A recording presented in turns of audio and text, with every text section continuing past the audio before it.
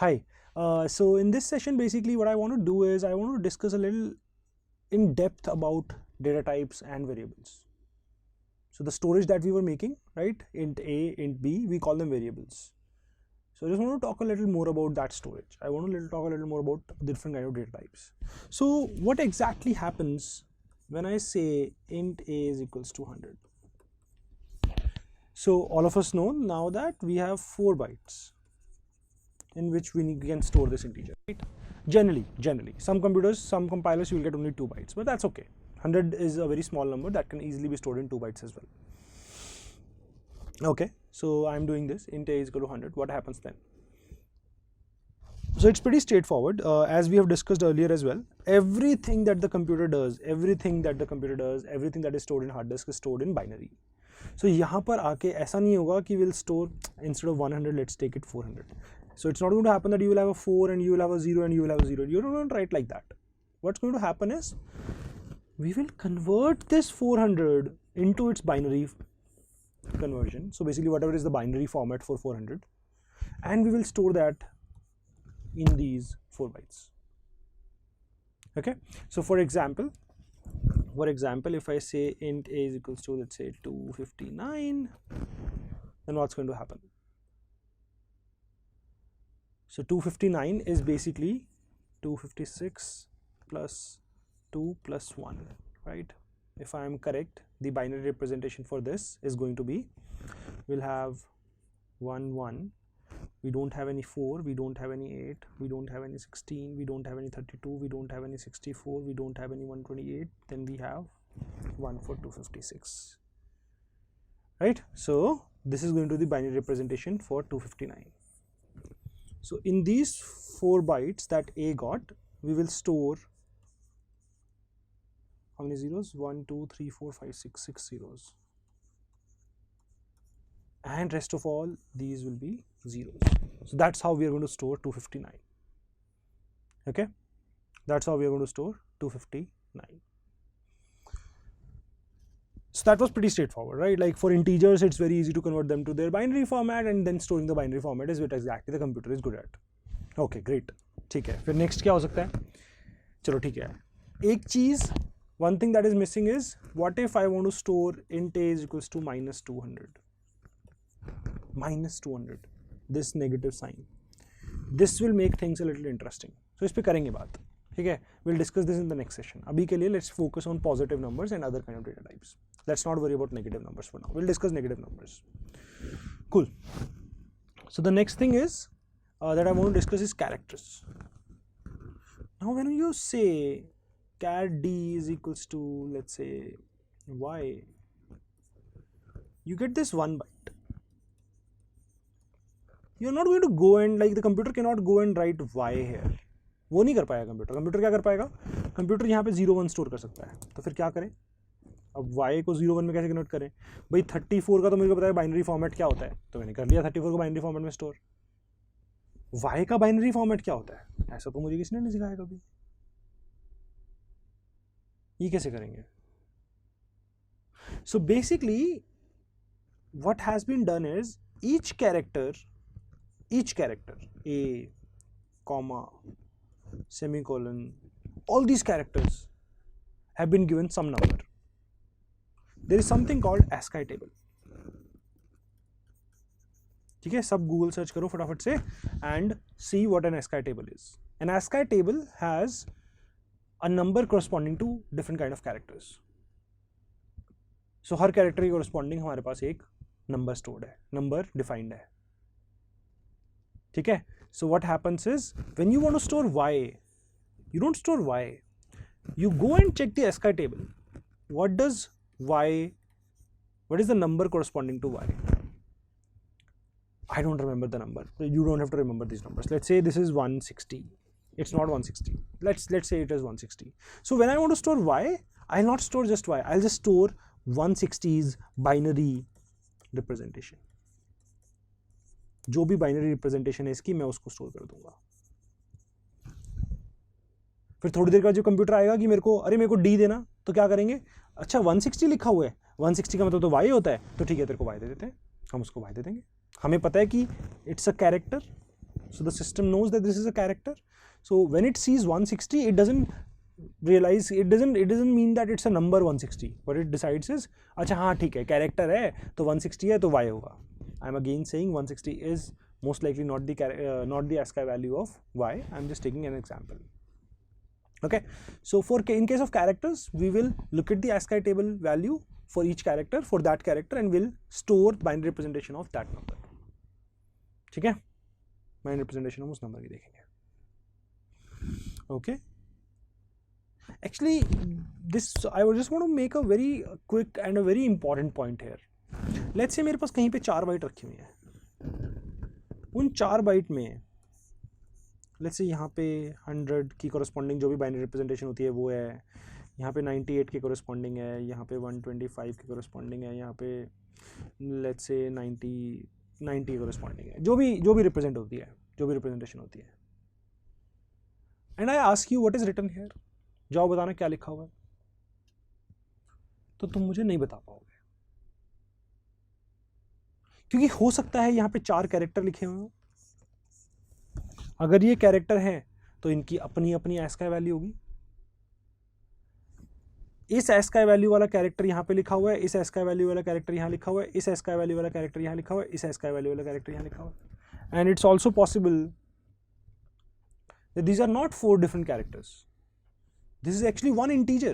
You just have one big integer of 4 bytes and it might mean something completely different. The point I'm trying to make is just because memory में कुछ लिखा हुआ है does not mean कि वो हम बता नहीं सकते ऐसे कि वो क्या रिप्रेजेंट कर रहा है. हमें पता होना चाहिए उसको रीड कैसे करें. वो कैसे पता लगता है? मैं तुम्हें बोल रहा हूँ कि कैरेक्टर A है तो तुम जाओगे 1 बाइट पढ़ोगे और ASCII को कैरेक्टर के कॉरेस्पॉन्डिंग रीड कर लोगे. सो हमें ये भी पता होना चाहिए कि क्या लिखा हुआ है और हमें ये भी पता होना चाहिए उसको इंटरप्रेट कैसे करना है. 4 बाइट हैं, अच्छा 4 कैरेक्टर हैं क्या, तो मैं डिफरेंट तरीके से इंटरप्रेट करूंगा. 4 बाइट हैं, अच्छा एक इंटीजर है क्या, तो मैं उसको डिफरेंट तरीके से इंटरप्रेट करूंगा. फ्लोट के भी तो 4 बाइट थे, फ्लोट इज ऑल्सो 4 बाइट्स. अब ये 4 लिखे हुए हैं. अब ये इंटीजर अगर मैं सोचूं कि अच्छा ये इंटीजर है तो इसकी वैल्यू कुछ और होगी, अगर मैं सोचूं ये फ्लोट है तो उसकी वैल्यू बिल्कुल कुछ और होगी. So I need to know what is stored and I need to know how to interpret it. How to interpret it कैसे पता लगेगा? डेटा टाइप से. इंटीजर है तो मैं इंटीजर की तरह उसको इंटरप्रेट करूंगा, अगर फ्लोट है तो फ्लोट की तरह इंटरप्रेट करूंगा. Okay cool. फ्लोट कैसे स्टोर होता है? फ्लोट क्या होता है? Float is let's say this. पहले तो एक काम करेंगे, इसको किसी तरह से बाइनरी में कन्वर्ट करेंगे. अगर हमने इसको किसी तरह से बाइनरी में कन्वर्ट कर दिया, फॉर एग्जाम्पल 2 का बाइनरी होता है 10, 35 का भी कुछ बाइनरी होगा, तो हमने उसको बाइनरी में कन्वर्ट कर लिया किसी तरह से. ठीक है, ओके. सो हमने इसको बाइनरी में कन्वर्ट कर लिया. What you can do after that is the way floats and doubles are stored. हम इस बाइनरी रिप्रेजेंटेशन को इस फॉर्मेट में ले जाएंगे.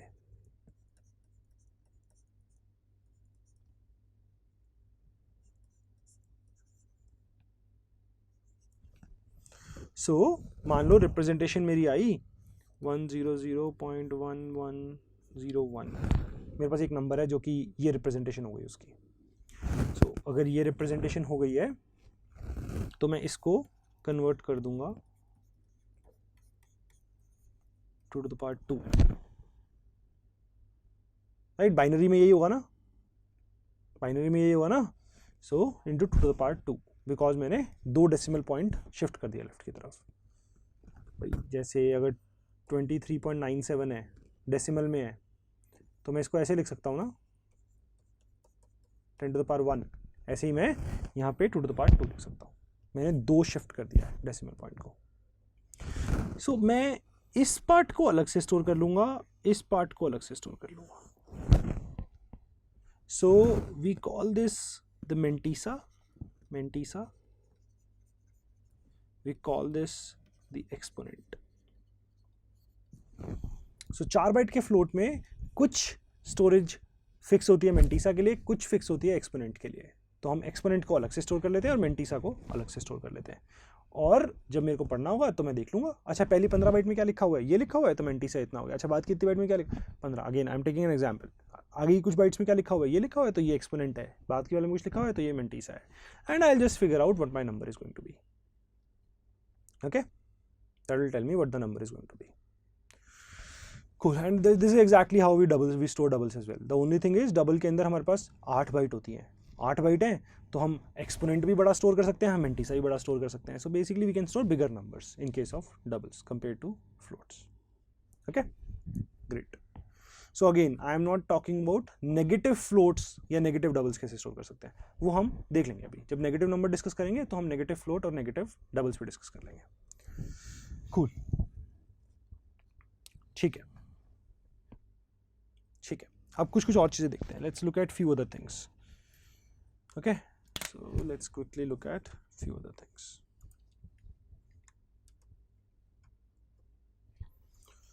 Great. So let me just quickly create. So I want to see something called typecast and my shortcut to get the initial file that I require. Okay, let's say I want to ask you a few things. Let's say I have a and let's say I have a character C and I make A is equals to 100 and then I say C is equals to A. That's a little weird, right? What am I trying to say here? I'm saying that I have an integer, I have a character. The integer contains value 100 and I want to copy that value into a character C. So I'm assigning an integer into a character. Okay, let's try to run this and see what happens. ठीक है, एक काम करते हैं, इसके बाद C out कर देते हैं C को. ये तो हमें पता ही है क्या होगा, C को C out करके देखते हैं.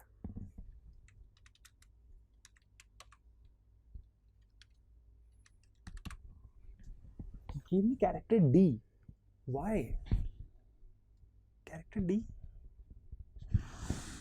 Basically what it does is we have 100. ये उस कैरेक्टर में 100 स्टोर कर देता है. अब थोड़ी देर में जब मैंने बोला कि इसको प्रिंट करना, तो ये क्या है, ये कैरेक्टर है. मैंने देखा 100, मैं ASCII टेबल में गया. ASCII टेबल में मैंने देखा 100 की कॉरस्पॉन्डिंग कौन सा कैरेक्टर है. टर्न्स आउट वो कैरेक्टर D होता है. तो जब मैंने इसको प्रिंट करने को बोला तो उसने इस लोकेशन को रीड किया as a character which means character D, और उसने मेरे लिए कैरेक्टर D को प्रिंट कर दिया. Okay okay, that's great. Now what happens if I do something like this? Now what have I done is, now this number that I have written,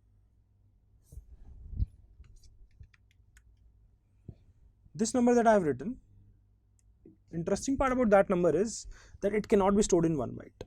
So 199920 जो है उसको अगर हम 4 bytes में store करेंगे तो हो जाएगा.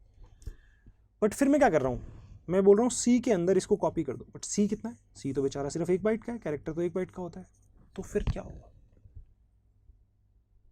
भाई, हमारे पास यहाँ पे तो 4 बाइट्स हैं. पहले क्या हो रहा था, इससे पिछली बार ये तीनों बाइट 0 थी तो हमें फ़र्क ही नहीं पड़ता था, यूजलेस थी ये बाइट्स. सारी इन्फॉर्मेशन इस लास्ट बाइट के अंदर स्टोर थी, तो वो बाइट वैसी की वैसी उठ के यहाँ पे कॉपी हो गई थी. तो 100 के कॉरस्पॉन्डिंग हमें D मिल गया था. But right now the number is bigger. ये दोनों बाइट काम आ रही है. What's going to happen is it's just going to copy the last byte. 19920 corresponding कोई कैरेक्टर नहीं होता है, तो वो सिर्फ लास्ट बाइट को यहाँ पे कॉपी करेगा एंड लास्ट बाइट के corresponding जो भी है, लास्ट बाइट के corresponding, so question mark print कर रहा है. Question mark might mean two things. It's a character which is question mark and some of the characters which cannot be printed. So there are few characters which cannot be printed. उन case में ये वैसे question mark ही print करता है. So it can be a useless character or it can be a question mark character. ठीक है, कुछ हो सकता है. समझ गया ना बात? Basically this is a little too big number which cannot be put into 1 byte. तो हमारे पास 4 बाइट थी, हमने सिर्फ 1 बाइट कॉपी कर लिया. अब उसमें जो भी लिखा हुआ था वो आ गया हमारे पास. Okay, cool. इसको हम टाइप कास्टिंग बोल देते हैं कभी कभी, बिकॉज हम टाइप चेंज कर रहे हैं, डेटा टाइप चेंज कर रहे हैं, कास्ट कर रहे हैं। इंटीजर को उठा के कैरेक्टर में डाल दिया, कैरेक्टर को उठा के इंटीजर में डाल दिया, हम ये सब कुछ कर सकते हैं। So for example what I could have done is c is equals to, हम कंफ्यूज हो रहे थे ना y का s का वैल्यू क्या होती है, लेट्स से मैंने ये कर दिया। Now what's going to happen, so when you say c is equal to y, this 1 byte of c has ASCII value of y, whatever is the ASCII value of y that is stored here. जब तुम इसको 4 bite में copy करने की कोशिश करोगे, what's going to happen is ये यहाँ चला जाएगा, बाकी तीनों बाइट को 0 बना दिया जाएगा, उसको बस वहाँ पे कॉपी कर दिया। इफेक्टिवली तुम y की ASCII वैल्यू इस इंटीजर में डालने की कोशिश कर रहे हो।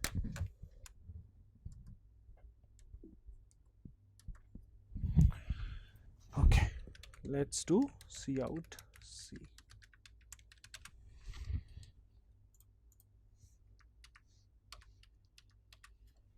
And sorry, we had to see out a. C is the character, a is the integer, and that gives us 121. So that means ASCII value of y is 121. Actually ये सारे ना लाइन से होते हैं। सो कैरेक्टर A 97 होता है, character B 98 होता है, कैरेक्टर C 99 होता है, दैट्स वाई कैरेक्टर D 100 होता है, and so on character Z तक।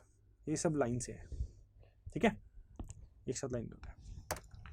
Character 0 is 48, I think so, I think it is 48, let's quickly check. This is character 0, so it's 48. So character 0 ASCII value is 48. Cool. ठीक है, so we can put a integer into a character, character into an integer, and so on. अच्छा, so ये करके देखें, let's try some weird stuff. Float f is equals to 1.2, and let's say I do a is equals to f. अब क्या होगा?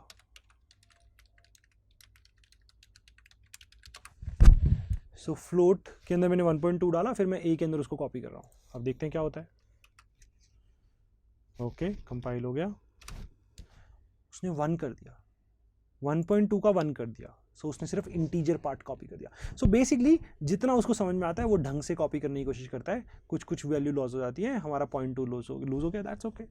सो अगर तुम integer में डालने की कोशिश करोगे तो इंटीजर पार्ट कॉपी हो जाएगा, ठीक है। So that's what we call implicit type casting, because वो अपने आप कुछ कुछ टाइप कास्टिंग करने की कोशिश कर रहा है। Great, cool. So let's look at one more last thing in this video. Let's say मेरे पास ये है, एंड लेट्स से मेरे पास ये है।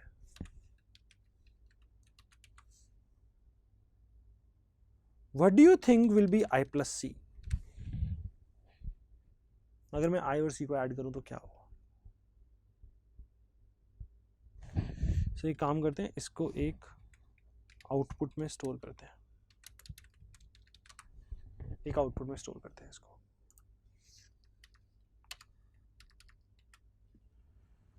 Oh sorry,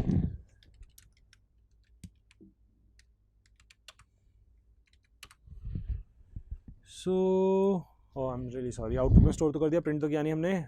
so let's print this.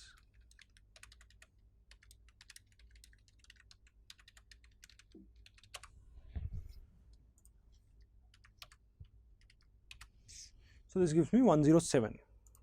Why? Character is 97 plus 10 107. So इसने जब एडिशन किया तो इफेक्टिवली इसकी ASCII वैल्यू में I को ऐड कर दिया, ठीक है। Similarly what you could have done is next character I plus C. अब क्या होगा? And let's say I print D. I hope you understand क्या होना चाहिए।